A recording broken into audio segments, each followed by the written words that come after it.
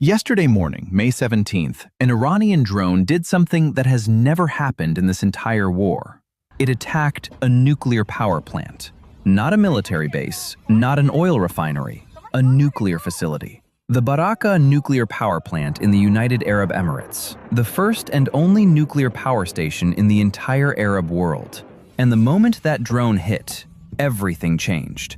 Because attacking a nuclear facility isn't just an escalation. It's crossing a line that brings the entire international community into the equation. The IAEA is alarmed. Trump just threatened Iran on Truth Social, and the US military is preparing a response that could restart this war within days. This is what happened, why it matters, and what comes next. May 17, 2026, 9 a.m. local time in Abu Dhabi. UAE air defense radar picks up 3 drones entering Emirati airspace from the western border. Not the north where Iran sits, the west. Meaning these drones either took an unusual flight path to disguise their origin, or they were launched by an Iranian proxy operating outside Iran's borders. The UAE's air defense systems engage immediately. 2 drones are intercepted and destroyed, but the third one gets through. It crosses into the Al Dhafra region, heads straight for the Barakah nuclear power plant, and slams into an electrical generator sitting just outside the plant's inner security perimeter. The impact ignites the generator. A fire breaks out. Emergency teams scramble. And for a few critical minutes, no one knows if this is about to become a nuclear disaster. Here's what makes this attack so significant. Barakah isn't just any power plant. It's a $20 billion facility built with help from South Korea. 4 nuclear reactors, operational since 2020. It provides 25% of the UAE's electricity. A quarter of the entire country's power comes from this one location. It's also the only nuclear plant in the Arab world. The UAE signed an agreement with the United States promising never to enrich uranium domestically and to source all nuclear fuel from abroad. It was supposed to be the model for peaceful nuclear energy in the Middle East, and now it's a war target. Iran just proved that even a facility this important, this protected, this symbolic, can be hit. And if they can hit Barakah, they can hit anything. The immediate damage was contained. The fire broke out in a generator outside the plant's main perimeter, not inside the reactors. No radiation leak, no injuries. The UAE's nuclear regulator confirmed all 4 reactors continued operating normally. But here's the problem. One of those reactors, Unit 3, had to switch to emergency diesel generators because the electrical generator that got hit was supplying backup power. That means for a period of time, that reactor was running on emergency systems. The kind of systems designed for short-term use during a crisis.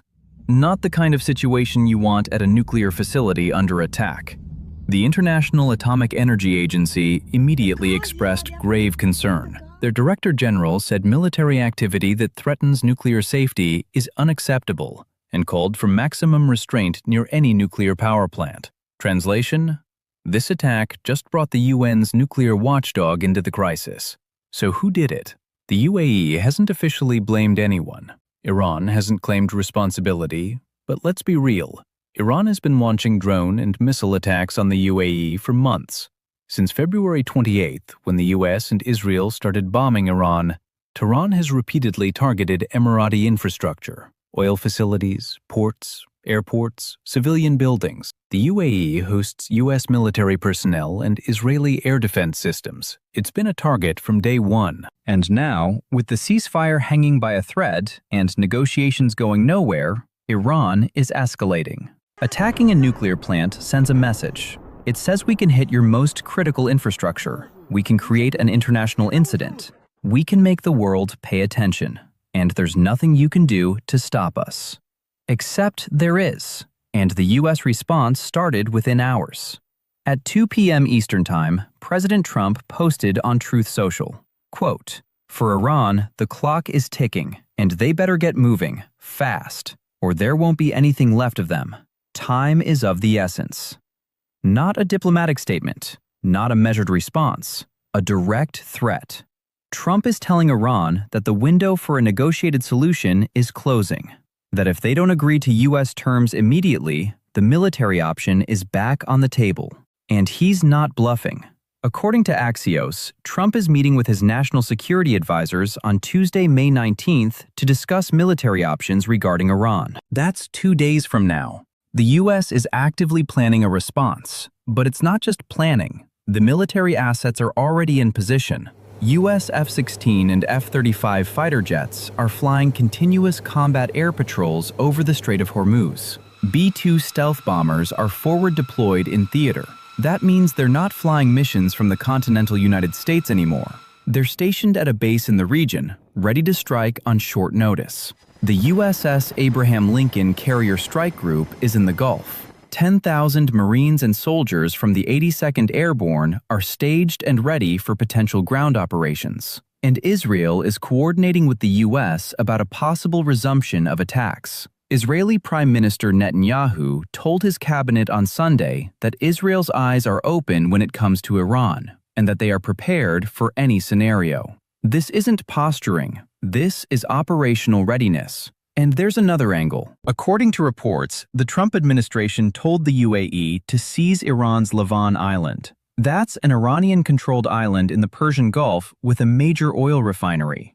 A former senior Trump official told The Telegraph, "Go take them. It would be UAE boots on the ground instead of US." Trump wants regional allies doing the fighting. He wants the UAE to invade Iranian territory and seize infrastructure in retaliation for the Barakah attack. The UAE hasn't publicly responded to that suggestion, but they did say they reserve the full right to respond to terrorist attacks. Iran, for its part, warned that if the UAE tries to seize any Iranian islands, Iran will seize the coastlines of the UAE and Bahrain. The threats are escalating on both sides. Here's why this matters beyond just the immediate crisis. Attacking a nuclear facility changes the rules of engagement. It brings in international law. The Geneva Conventions have specific protections for nuclear installations. Attacking them can be considered a war crime if it risks releasing radioactive material.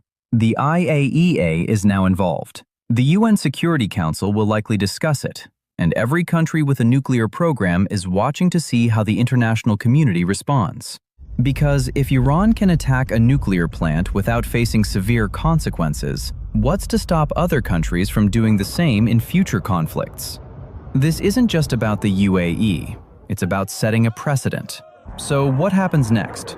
If Trump's Tuesday meeting results in a decision to strike, the targets are already identified: Iran's remaining missile sites, the facilities they've been using to launch drones at the UAE, possibly even Lavan Island if the US wants to send a message about attacking energy infrastructure. Israel could join in, hitting Iranian targets they've been holding back on during the ceasefire. The war that paused on April 8th could restart within the week. And this time, with a nuclear facility already attacked, the risk of miscalculation is higher than ever. Because if another drone or missile hits Barakah and actually damages a reactor, you're not talking about a regional war anymore. You're talking about a nuclear incident with global consequences. The US responded with threats, with positioning, and with planning. Now we wait to see if those threats turn into action. Because Iran just crossed a line, and the clock Trump mentioned, it's ticking.